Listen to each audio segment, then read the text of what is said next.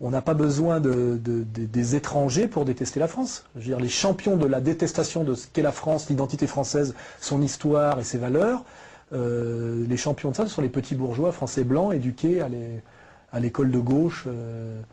Et moi, je vois tous les ennuis que j'ai eus. L'hostilité générale que j'ai, c'est le petit bourgeois français bien con, qui en général est de sympathie trotskiste. C'est de eux que je reçois les mails les plus bêtes et les plus fielleux, quoi. Je veux dire,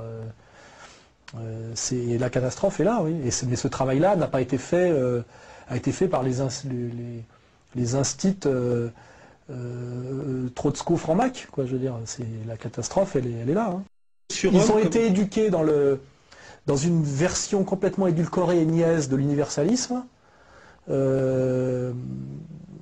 Avec un travail de culpabilisation qui s'est rajouté sur le colonialisme, qui est d'autant plus pervers que l'histoire coloniale est une histoire de gauche, ce qui est caché. De même d'ailleurs l'histoire de la collaboration, de faire croire que la droite a collaboré, la gauche a résisté, c'est une escroquerie totale. On sait très bien que c'est pas beaucoup plus complexe que ça. Et malheureusement, les éducateurs